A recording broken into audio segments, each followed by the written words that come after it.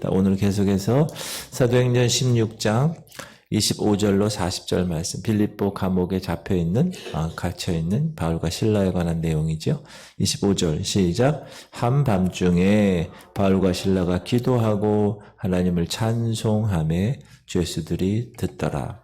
이에 갑자기 큰 지진이 나서 옥토가 움직이고 문이 곧 다 열리며 모든 사람의 매인 것이 다 벗어진지라.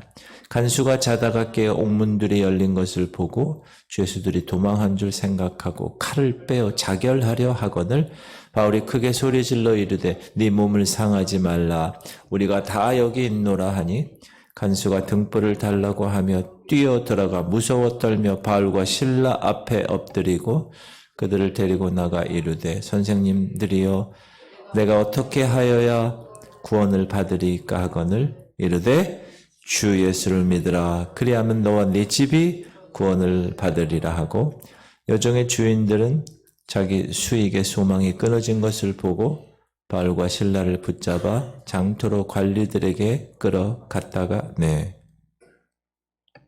이게 중간에 삽입이 됐네요. 32절 주의 말씀을 그 사람과 그 집에 있는 모든 사람에게 전하더라.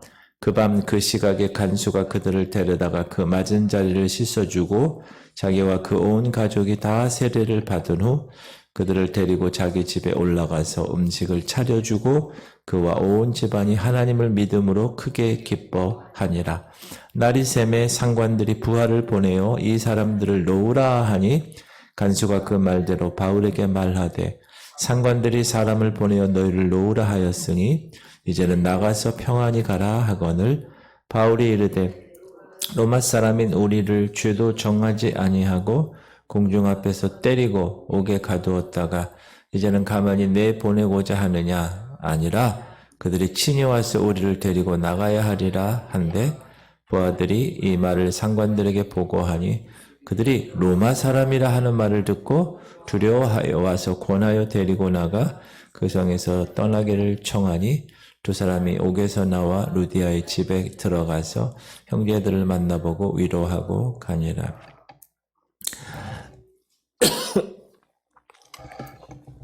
바울과 실라가 이제 빌립보 감옥에 갇혀 있고 그들의 발이 착고에 든든히 채워져 있는 상황이었지만 그런 중에도 그들은 기도하고 하나님을 찬송했다고 이야기합니다. 사도들은, 복음 전도자들은 당시 복음을 위해서 어려움을 당할 때, 지금도 마찬가지지만 그 어려움을 고역으로 생각하지 않고 원망이나 불평으로, 지금 감옥에 있잖아요. 얼마나 힘들겠어요. 자기가 잘못해서 감옥에 들어간 것도 아니고 복음을 전하다가 그것도 얻어 터져서 얼마나 많이 육체적으로 힘들겠어요. 그러나 그들은 오히려 찬양했다, 기도했다. 우리가 사도행전 5장에 보면 시작. 사도들은 그 이름을 위하여 능욕받는 일에 합당한 자로 여기심을 기뻐하면서 공회 앞을 떠나니라. 기뻐했다는 것. 주님의 말씀을 전하다가 주님 때문에 받는 고난, 핍박, 감옥에까지 가고 죽기까지 하는 그 모든 것들을, 주님의 이름을 위하여 능욕받는 것들을 기뻐했다. 참 놀라운 일입니다. 그렇죠? 바울과 실라는 감옥에서도 오히려 기도했고 오히려 찬양했습니다.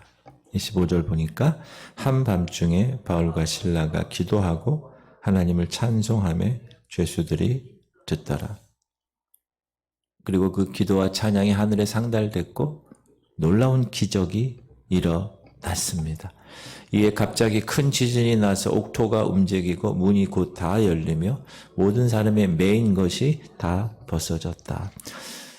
이때 간수 중에 한 사람이 피곤한 잠을 자고 있다가 지진이 나서 잠을 깨보니 너무나도 놀란 광경을 보게 됩니다. 감옥의 모든 문이 다 열려져 있는, 그리고 죄수들이 모두 도망갔다는 느낌을 받은 거예요. 그래서 이거 내가 여기서 살 일이 없겠구나. 이거 문이 열리고 졸다가 죄수들이 다 도망가면 내가 문책을 받겠고 그래서 겁을 먹어서 자결을 하려고 그렇게 할 때 27절 간수가 자다가 깨어 옥문들이 열린 것을 보고 죄수들이 도망한 줄 알고 생각하고 칼을 빼어 자결하려 하거늘. 이때 바울이 소리를 치죠. 간수에게. 그리고 간수를 안심시킵니다. 바울이 크게 소리질러 이르되 네 몸을 상하지 말라. 우리가 다 여기 있노라 하니. 그러면 왜 바울 일행은 이런 지진이 나서 지금 막 탈출할 수 있는 그러한 기회잖아요. 근데 감옥에서 도망하지 않았을까? 그 이유는 여러 가지로 생각할 수 있는데 첫 번째는 기도와 찬양함으로 큰 지진이 일어나서 감옥 터가 움직이고 모든 옥문이 다 열리고 죄수들이 매인 것이 다 벗어지긴 했지만 이 일이 감옥을 탈출하라는 하나님의 뜻이 아님을 이들은 알았습니다. 그전에도 보면 감옥에서 나왔던 사도들이 다른 경우를 보면 주의 사자가 감옥에 나타나서 정확하게 사도들에게 이야기하고 친히 사도들을 이끌어냈는데 지금 이곳에서는 그런 인도하심이 없었던 것입니다. 간수가 그 바울의 말을 들었을 때 두 번째는 또 뭐냐면 하나님이 이 간수를 하나님의 백성으로 택하는 그러한 여정을 하나님께서 이루시기 위해서 그랬다. 간수는 바울의 말을 듣고 심히 놀랐습니다. 아니 감옥문이 열려졌는데 죄수들이 도망하지 않았다는 사실이에요. 그에게는 도저히 믿어지지가 않는 것입니다. 그래서 등불을 달라고 해서 가보니까 바울과 실라가 그 자리에 있는 것을 보고야 안도의 숨을 내쉽니다. 간수가 등불을 달라고 하며 뛰어 들어가 무서워 떨며 바울과 실라 앞에 엎드리고. 사실 이 간수는 잠깐 졸았을 뿐인데 졸기 전에 바울과 실라의 찬송 소리를 들었어요. 어제 그 상황을 우리가 알고 있죠. 그리고 이 바울과 실라가 왜 감옥에 들어왔는가도 알고 있어요. 무엇 때문에 왔는가? 복음 때문에 온 것.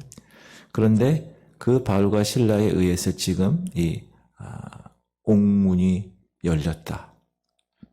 지진이 나고 이 놀라운 기적이 일어났으니까 이 간수는 너무나도 당황하고 놀라워서 바울과 실라 앞에 엎드린 거죠. 하나님처럼 여긴 거예요. 무릎을 꿇고 이렇게 질문을 합니다. 바울과 실라를 향하여서 그들을 데리고 나가 이르되 선생들이여 내가 어떻게 하여야 구원을 받으리까 하거늘.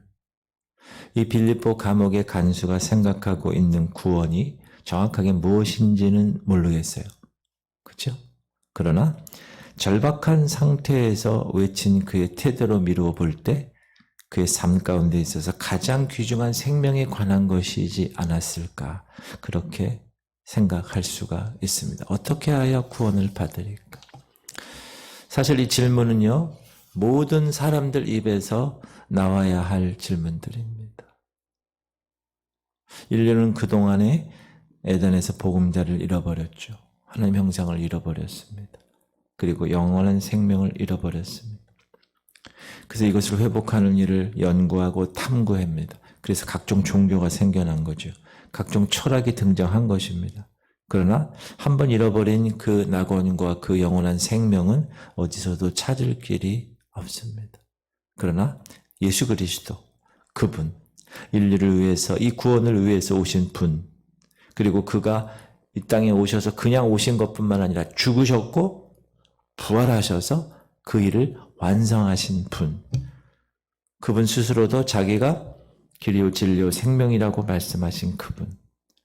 근데 많은 사람들이 이 질문의 해답을 엉뚱한 곳에서 찾다가 그들의 삶을 마치는 경우가 너무나 많습니다. 장례식 가다 보면 그런 경우가 너무 많잖아요. 그런데 이 간수야말로 바울과 실라, 꼭 물어볼 수 있는 사람, 꼭 물어봐야 될 사람에게 질문을 한 겁니다. 어떻게 하여 내가 구원을 얻겠습니까?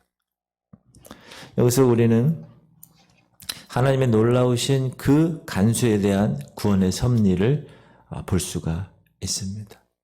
그 간수 개인에 대한 부르심이죠. 여러분, 구원은 개별적입니다. 한 사람 한 사람 하나님이 찾으십니다. 잃어버린 양을 찾듯이 목자가 그렇게 찾으십니다. 보잘것없는 사람이죠. 간수면. 그러나 예수님에게는 그분의 양이죠. 그래서 잃은 양을 찾으시려고 바울과 실라를 그 감옥에 보내게 하시고 그 감옥에서 구원을 찾게 되는 기회를 허락하신 거죠. 빌립보 감옥의 이 간수의 간절한 질문에 바울의 입에서 그 위대한 대답이 나왔습니다. 우리가 잘 아는 시작. 이르되 주 예수를 믿으라. 그래야면 너와 네 집이 구원을 받으리라 하고. 바울의 이 대답은 놀라운 대답이고 2000년 동안 지금까지 많은 사람들의 구원의 문제를 결정적으로 해결해 준 대답입니다. 우리는 여기서 두 가지를 좀 교훈을 받을 수 있는데, 하나는 주의 말씀을 전해야 된다는 것. 일단 전해야 돼요. 바울과 실라처럼 구원을 받을 그 많은 사람에게 그 구원을 전해야 됩니다. 입을 열어서 전해. 봉해진 내 입 여시사 복음을 널리 전하고 전해야 되는 거예요. 온전한 구원에게는 반드시 뭐가 필요합니까? 말씀이 필요합니다. 믿음은 들음에서 나는데 그 들음이 말씀을 듣는 거잖아요. 그 들음은 그리스도의 말씀으로 말미암다고 분명히 말씀했기 때문에 여러분이 이 구원의 말씀을 전해야 되는, 전도 대상자를 놓고 여러분 기도하는데 기도만 하면 안 되고 그 접촉점을 항상 생각하고 주님 언제 제가 전할까요? 이렇게 생각하면서 그 기회가 딱 되면 정확하게 전해야 돼요. 주 예수를 믿으라. 그리하면 너와 내 집이 구원을 얻으리라. 하나님이 세상을 사랑하사 독생자를 주셨으니 이는 저를 믿는 자마다 멸망치 않고 영생을 얻게 하려 함이라. 그런 복음의 여러분의 그 생각들 전해야 되는 거예요. 두 번째는 너와 네 집이 구원을 얻으리라. 이 집은 가족을 얘기하는 거잖아요. 이것은 그 집에 한 사람이라도 복음을 받게 되면 그분으로 인하여 그 가족에 모두 전달되고 하나님의 구원의 역사가 확산된다는 사실을 의미합니다.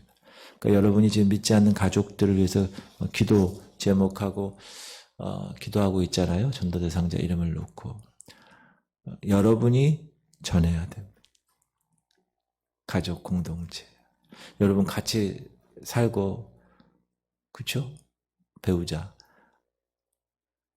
같이 부모, 자녀들 같이 한 식구로 살잖아요. 근데 그들에게 복음을 전하는 게 얼마나 가장 절실한 거죠. 그분들도 영생을 얻어야 되고 구원을 받아야 되니까. 이제 그 빌립보 감옥에 큰 기쁨이 생겼습니다. 그 간수에게 있어서 놀라운 일이 있었죠. 구원을 얻게 되고 주의 말씀을 그 사람과 그 집에 있는 모든 사람들에게 전하더라. 사랑하는 성도님, 우리는 바울처럼 언제 어디서나 주의 복음을 전해야 합니다. 그래서 빌립보에 갔을 때 루디아라는 여자, 그죠? CEO, 자주 옷감 장사, 그분을 만나게 하셔서 그 빌립보에서 첫 열매가 이 간수가 되게 되는 것입니다. 그러니까 너무나 귀한 일을 하나님이 바울을 통해서 실라를 통해서 그곳에 보내시고 하나님은 구원받을 잃어버린 양들을 이미 다 복음 전도자를 통해서 계획하고 계시다는 거예요. 그러니까 여러분이 그걸 꼭 믿으셔야 돼요. 하나님 나를 통하여 내 배우자를, 나를 통하여 내 자녀를, 나를 통하여 내 직장의 저 사람을, 저 선배를, 저 후배를, 저 직원을 하나님이 하려고 하신다는구나. 그거를 항상 열어놓고 계셔야 돼요. 우리는 모르죠. 그러나 그런 열린 마음을 가지고 그렇게 생활을 할 때 하나님이 여러분을 통하여 천하보다 귀한 한 영혼을 구원하실 줄 믿습니다. 그런 주인공들 되기를 축복합니다. 우리 기도합시다.